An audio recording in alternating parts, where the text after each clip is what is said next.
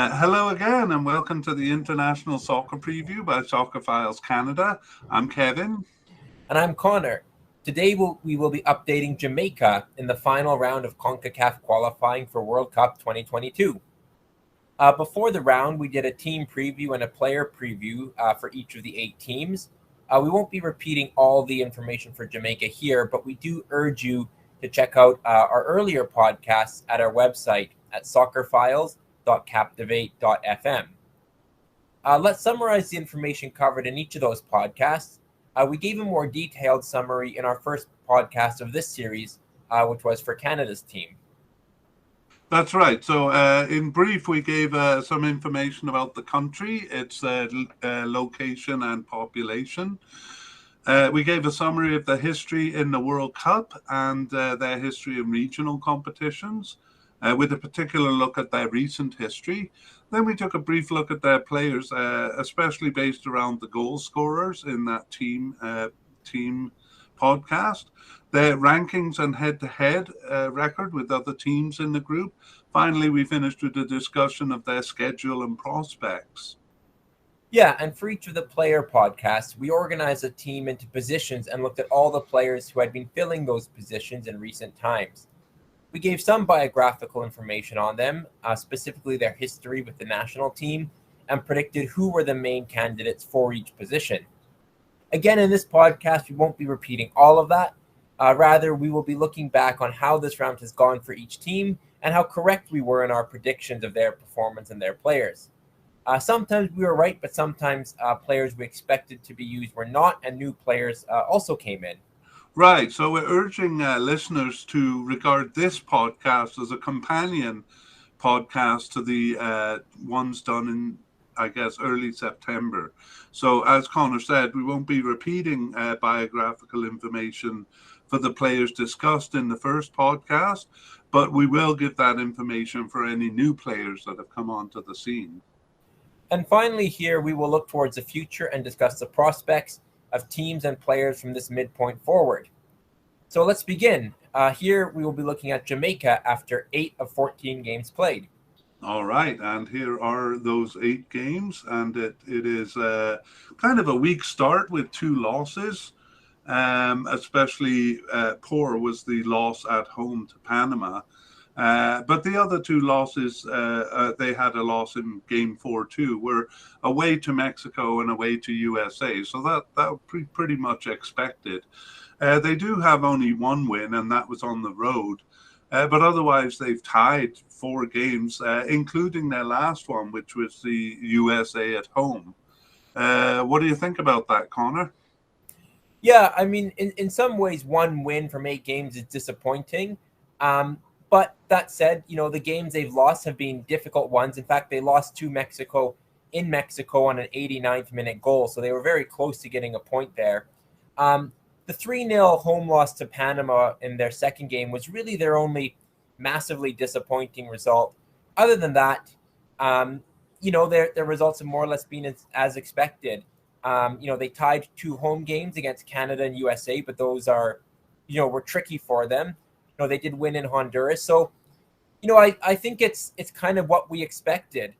We expected Jamaica, to be competitive, but perhaps not pick up enough points to really be challenging for the intercontinental playoff spot. And that's kind of where they find themselves. So I think we were, in our discussion of them earlier, we're kind of find them where we expected them to be. Right. Well, I can't help but bring up a surprise. There's a couple of surprises in Jamaica, but even bigger than the surprise of Mikel Antonio joining them, which we'll talk about later, is the surprise sacking of manager Theodore Whitman, replaced by an interim manager, Paul Hall. Wow, I was shocked. How about you, Connor? I was very surprised. The sacking came on December 9th, so kind of well after the last round of games. And in their last 4 games, they were undefeated, including draws against the current top 2, Canada and the USA. So they seem to be, kind of improving. Now, I don't really know what the expectations were. Certainly, we didn't expect Jamaica to really be challenging, certainly for the top 3, maybe, for for the Intercontinental spot. But to me, they're kind of performing as we expected. So I was surprised they sacked the manager, kind of supposedly for underperforming so far. But in my mind, they're kind of where we thought they'd be.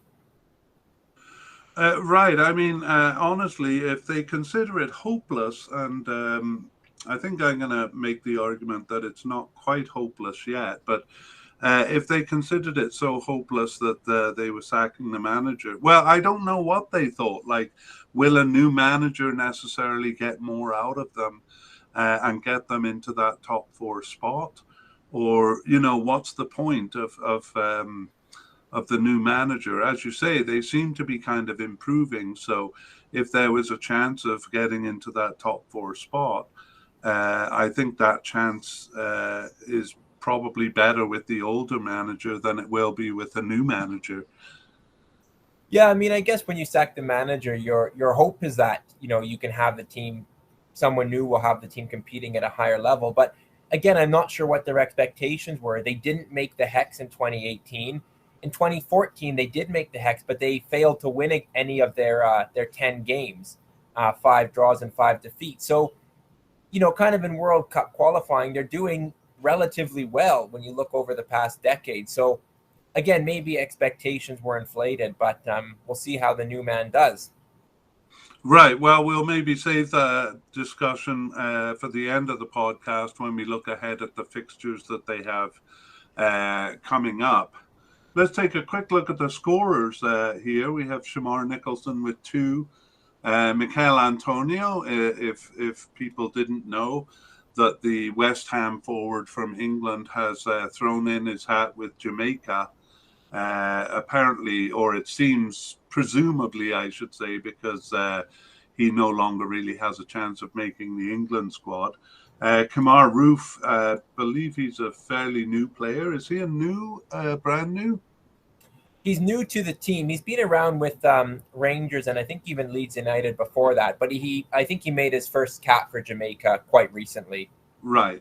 Okay. And then Oniel Fisher with 1 more. So unlike Costa Rica, which we saw last time, their forwards are scoring the majority of goals coming from forward players. So that's a good sign, although 6 goals in 8 games, probably a little less than they hoped for. All right, well, we'll move on to formations. Do you want to take a look at that, Connor? Yeah, they've used kind of 2 main formations in particular, 4-4-2, which they've used in 4 of their games, and then 4-2-3-1, which they've used in 3 of their games. And then they deployed a 4-3-3 in their final game against the United States. So, yeah, 4 at the back is standard, and then, it seems to be sometimes 1 up top, sometimes 2, and switching back and forth. Not really having a preferred home or away formation, but just kind of mixing it up, kind of from game to game. Yeah, we'll maybe refer to those formations when we go through the discussion, because sometimes it's significant. All right, well, let's move over to the players, and we've already kind of talked about the manager. So Theodore Whitmore is out, and Paul Hall, who also played for Jamaica, is in as the new manager. It happened, as Connor said, on December 9th. Paul Hall, who was a player for the national team from 1997 to 2003, and who also played in the 1998 World Cup, was brought in, but as I mentioned, only as an interim manager. Do you want to say something about his history, Connor? Yeah, so he has played. He played a lot of his career in the UK, with Portsmouth and Coventry most notably, and then a number of smaller clubs. He's actually been working as the U23s coach at Championship Club QPR, and has been since 2015. He will keep that role as he takes a dual role of interim head coach with Jamaica. And I guess it should be said that earlier this year, he did join as an assistant, so he kind of is promoted from assistant to interim head coach for the time being. Right, but still at Queen's Park Rangers there, and actually born in England, like so many of the Jamaican squad are. Um, so that is a bit of a surprise to me. Let's move on to goalkeepers. Do you want to take us through that? Yeah, so no surprise that Andre Blake started all 8 games. He played with Philadelphia Union in the Major League Soccer. Most recently, he has been under quarantine, but this shouldn't affect his upcoming international games. A longtime second string keeper, Dwayne Miller, seems to have lost his spot, but is still involved. 4 goalkeepers were used for backup. Dylan Barnes was on the bench for their first 6 games, then replaced by Dwayne Miller. Dennis Taylor was on the bench for 3 games, then replaced by Jadine White. Dylan Barnes and Dennis Taylor, the two who started and were then replaced, had been the backup keepers in the Gold Cup. But really no one really threatening the number 1 spot from Blake at this time. Yeah, maybe a bit of a threat for the number 2 spot, which I think has been held by Miller for a while, but we'll have to wait and see if he's selected after the Christmas break here. All right, let's move on to central defenders. And Damian Lowe and Adrian Mariappa were the main combination in central defense.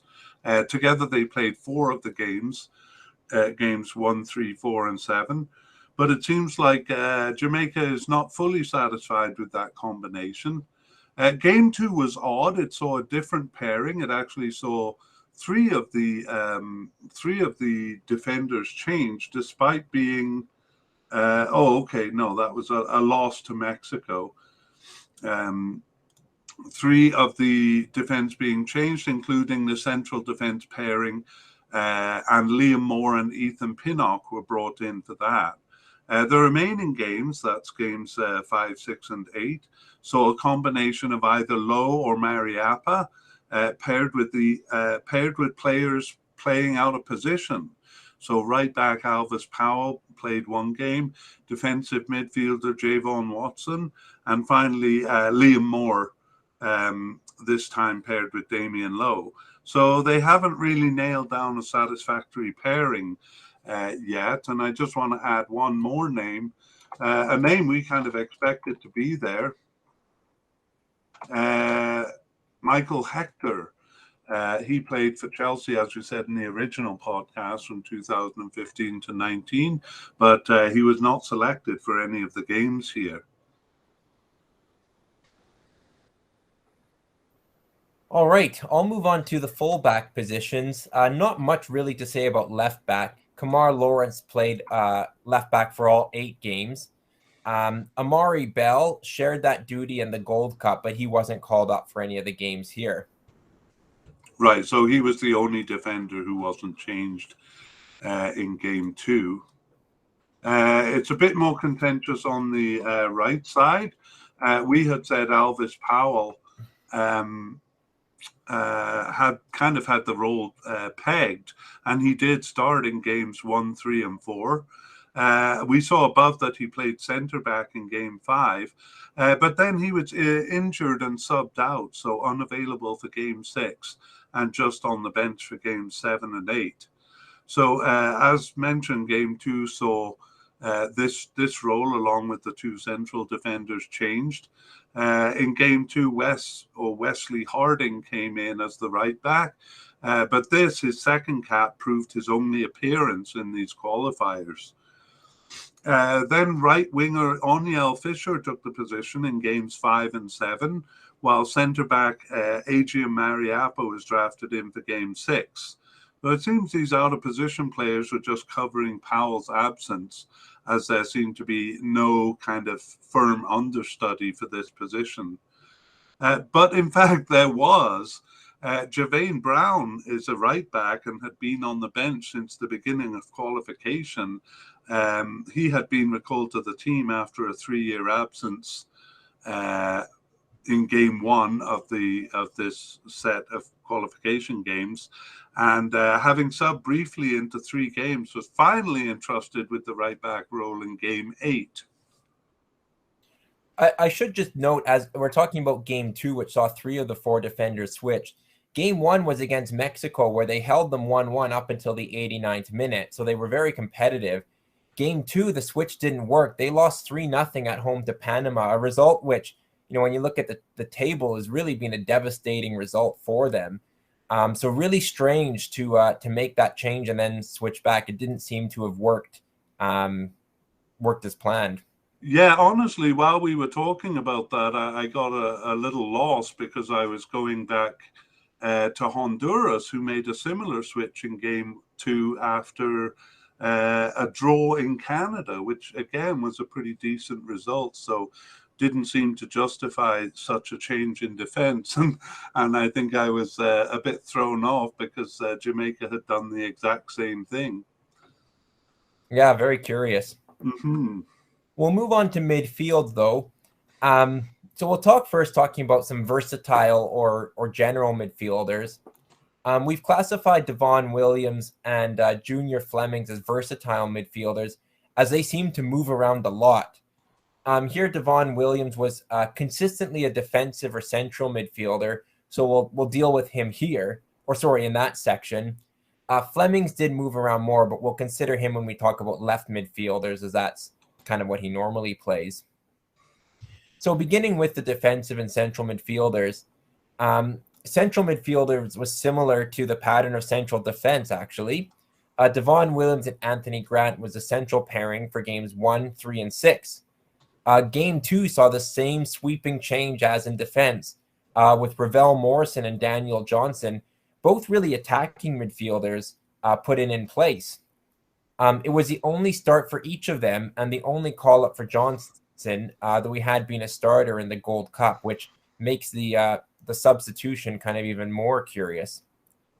In Game 3, however, they returned to Devon Williams, or to the Devon Williams and Anthony Grant pairing, but after, again, has been the case in central defense, it became a mix and match of those two, along with Javon Watson. So we'll just talk a little bit about these players. Devon Williams had been selected for the Gold Cup and was no surprise. Grant Williams, on the other hand, is 34 years old and earned his first cap for Jamaica in the first game. Javon Watson is 38 years old, and he returned after an almost 2-year absence from the national team.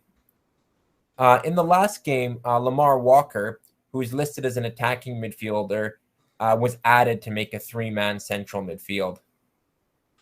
All right, so I got to say they seem to be a little bit all over the place there. Do you think? I think so, and Ravel Morrison is an interesting choice. He's a very well-traveled player. He's played all over the world, and his kind of a habit of showing up at a team and then disappearing kind of was mirrored here with Jamaica. Right, and again, as you said, with the defense, that massive switch in game 2 did not work out for them. It's beginning to look a little clear why they lost 3-0 to Panama at home there. Okay, let's move over to the left midfielders. And, just because he's such a big name, I think I got to put Leon Bailey as the starter in this position. He was the only left midfielder or winger that we identified in the original podcast. But in fact, there have been a plethora of players in this role. Bailey only starting there in the final game. He did play as a right winger in game 7, but he was not selected for the first 7 games.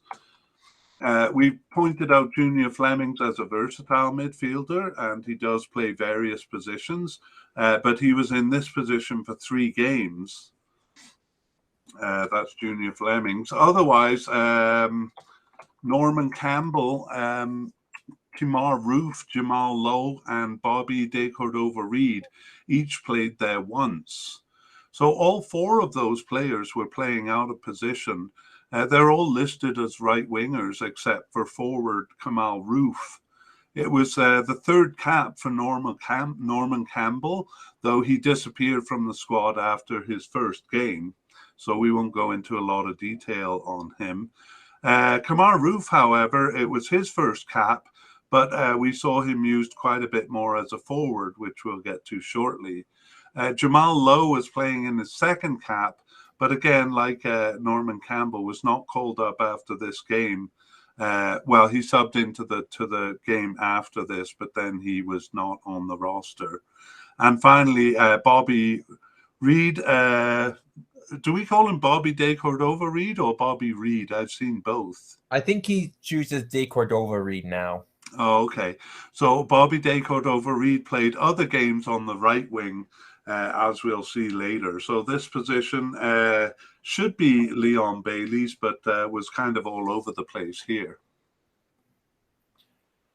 Right, on the right midfielder or winger position, this was filled by Corey Burke for the first 3 games. From game 4 onwards, it was effectively Bobby De Cordova Reid, except for game 6 when O'Neill Fisher filled in, and game 7 saw De Cordova Reid and Leon Bailey just switching sides. Corey Burke is listed as a forward, but he often plays right or left midfield. He was selected for the Gold Cup, but had not been called up for 2 years prior to that. He was not called up after his starts in games 1 to 3, but returned as a substitute in game 7. Bobby De Cordova Reid should be a regular, but actually misses a lot of games for the national team. Having played 6 out of 8 games here is better than usual. Since his first cap in September 2019, he's appeared in about half their games, but he always plays when he's called up, which means he never really sits on the bench when he is involved. Blair Target, who started all games in the Gold Cup, though not always as a right winger, was a substitute for the first 3 games here, and then dropped off the team. So, as with left midfield, a bit of chopping and changing on the right side of midfield too. Yeah, that's right.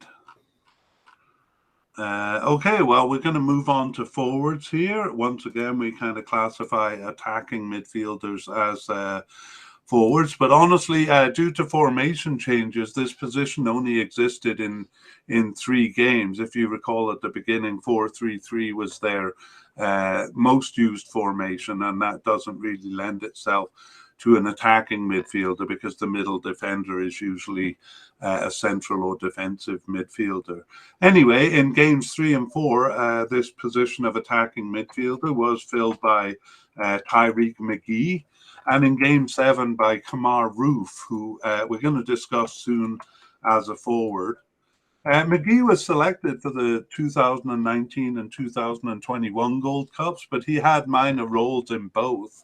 His substitute appearance in 2019 was just his second cap. Other players listed as attacking midfielders were used in other positions and have been discussed elsewhere. These are Corey Burke, Bobby De Cordova Reid, Daniel Johnson, and Ravel Morrison, all listed as attacking midfielders, but not necessarily playing that position. Right, and then moving to the front of the line, Jamaica generally used a 2-man attack, but it was a single striker for 3 games and then a 3-man attack for the last game. When it was a single striker, it was Shamar Nicholson, who has been with the team since 2017 and a regular since 2019. He scored 2 of their 6 goals against Mexico in game 1 and Costa Rica in a game 3 away draw. He was also part of 3 2-man attack formations with Romario Williams the first time and Kamar Roof in games 5 and 6. Romario Williams had returned to the squad after a 3-month absence for a surprise start in their first game. He didn't last, though. He played 1 minute as a substitute in game 3 and then otherwise was not selected. Kamar Roof was mentioned as a right midfielder in game 2 where he earned his first cap, and as an attacking midfielder for 1 game, but he is listed as a forward and he played games 5 and 6 there, scoring 1 of the 2 goals in their only win. Jamaica was very excited to get the services of Michael Antonio, who has lit up the English Premier League for the past several years. He had hoped to play for England where he was born, but appears he gave up that hope at 31 years of age and is now committed to Jamaica. He made his debut in Game 3, but he was not available for the 4 games after that, reappearing just for the last 2 games. Shamar Nicholson seems to step aside when Antonio is available, and he was partnered with fellow English League player Bobby Reid in Game 2. He was only a substitute in Game 7, that's Mikel Antonio, but he nevertheless scored the only goal in that game, which was a draw in El Salvador. He then scored in the next game as well, a 1-1 draw with the United States, where he was a center of a 3-man attack. The outside forwards were Bobby De Cordova Reid and Leon Bailey, both of whom we discussed as midfielders. 31-year-old forward Darren Maddox has not played for the team since the 2019 Gold Cup. And then Watford striker Andre Gray is still active, though he was only a substitute here and called up for just 3 games.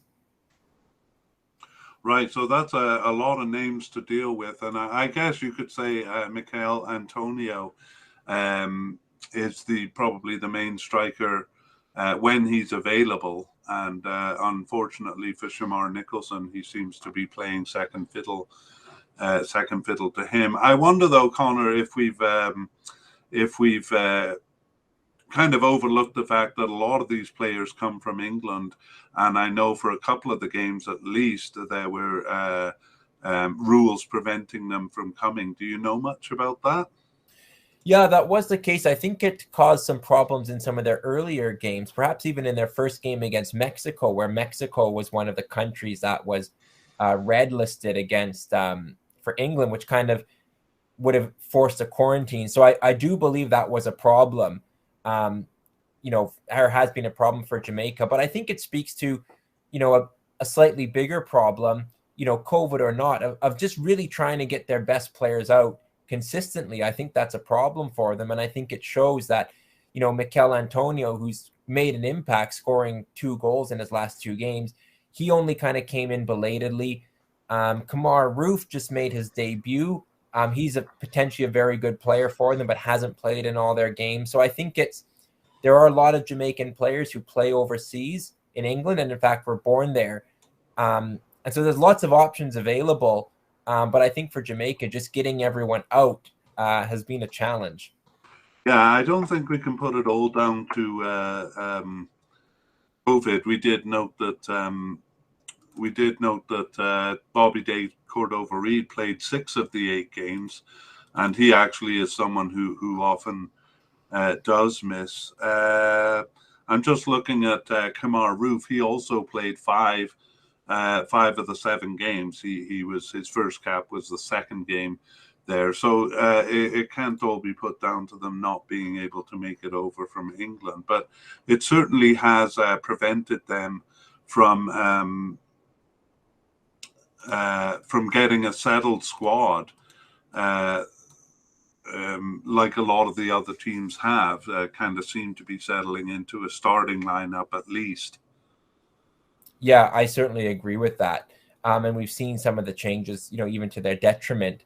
Good players are available, but I don't think it helps to be kind of experimenting or giving players debuts at this stage. That's kind of what the earlier rounds and the Gold Cup and those tournaments are for. You're trying to build towards the World Cup. You want to go in kind of with a bit more of a settled team, I would think, rather than trying to find the right formula while you're playing very important games. Well, it's funny now that you mention that. I'm reminded that we had said in the other podcast that, it seemed a little bit unfair that Jamaica got an automatic bye to this round, but we thought it might be detrimental for them in that, Canada and Honduras,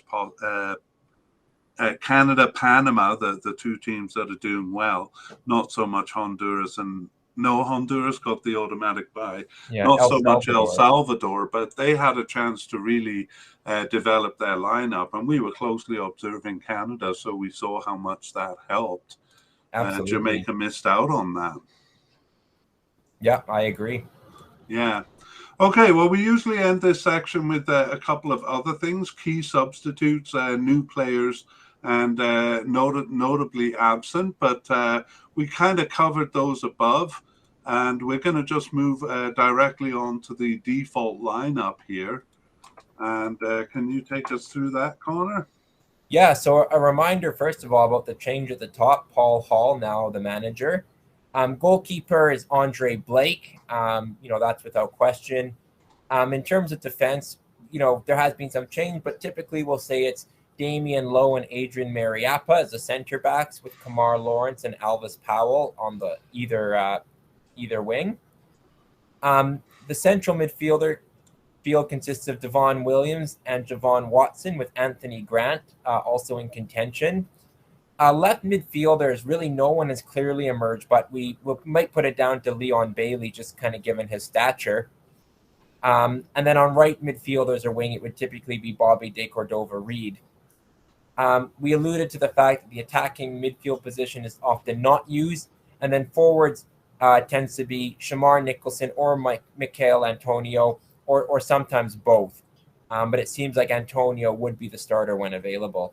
Right, when available being the key point. All right, well, let's move our discussion back to the Jamaican team as a whole. Up above, we looked at their fixtures until now, so this section kind of focuses on their next 6 games ahead. And obviously, one thing that jumps out there is 4 home games there, Connor. Absolutely, and not just 4 home games, but I think 3 of them are winnable. They play Mexico at home in their first game, which will be difficult, but I think they've shown that they've tied the U.S. and Canada at home, and we're very competitive with Mexico on the road. So that's not a given that they'll lose that. And then they have home games remaining against Costa Rica, El Salvador, and Honduras. Like them, the teams that constitute the bottom 4. So it's an opportunity to pick up points down the stretch for sure. Yeah, definitely. Mexico is coming off 2 away losses, so as you say, I think there's a possible point in there. But I think, the next couple of games, Costa Rica, Panama, and El Salvador, if they could have a good run during those games, they might be in with a shout for 4th spot, depending on whether Panama can kind of keep up that performance or not. Yeah, Panama are the team with their target on their back.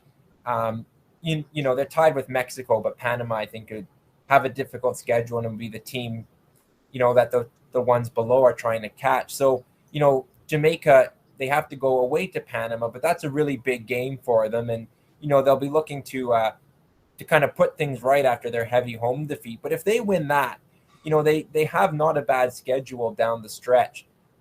So it's a bit of a long shot. They have 7 points. Panama has 14, so it's a lot to make up. They only have their 1 wins so far, but I do see them picking up, up to three wins, possibly more down the stretch. So they could make it close. Yeah, I don't think it's out of the question. As you said, it's a long shot. But they are a team that won the 2015 Gold Cup. They're capable, and they're bringing in a lot of new players. So I kind of feel if they could make those players gel, and maybe get good, better performances out of some of the bigger names like Leon Bailey, they could be a force. For sure. I mean, ultimately, we did predict them to be certainly a tier below some of the top teams and kind of competitive with the middle powers. I'd include Costa Rica and that, and Panama there now. So, going in, I didn't think Jamaica would, make the top 4. So they're, as we said, they're kind of where we thought they would be, but, the opportunity to pick up more points is certainly there for them.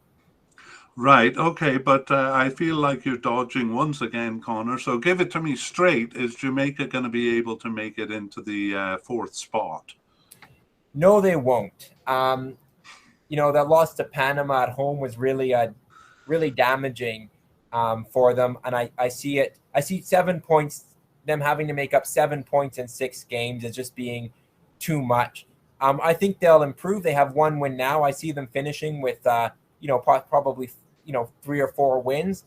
So, that will put them 5th or 6th, but 4th, I think, is out of the question. Yeah, I got to agree. I mean, we do think, or we did say in the podcast with Panama, that we don't really expect them to keep up the pace that they've got. But they have a 5-point advantage, and they may be able to maintain 4th place. Costa Rica, I do see as a saleable here, so I could see them moving up into 5th place. But it's just the points gap, 7 points at this point. That's a bit too much. I don't see the manager change as really making that much of a difference. In fact, I think it'll be maybe more detrimental than helpful. But I could see them, given the strength of the players they have, overtaking Costa Rica. I'm going to say 5th place right now. Do you have a prediction for them? I'll say 5th place too. I think they really can pick up some points. And I think on paper with some of the players they have, they're capable. They would be up there with, there's no reason that there would be a worse team than Panama or Costa Rica on paper. It's just, as you said, finding the right formula, making it gel and come together. So yeah, I'll say 5th place is where they'll finish. All right. Well, that brings us to the end of our podcast, and it's been great talking to you about this, Connor. Yeah, you as well. And just a reminder, if you're looking for any of our earlier podcasts, you can go to our website, Soccer Files, that's Soccer Files with a PH, .captivate.fm, or if you search Soccer Files Canada, you can find us through a search there as well.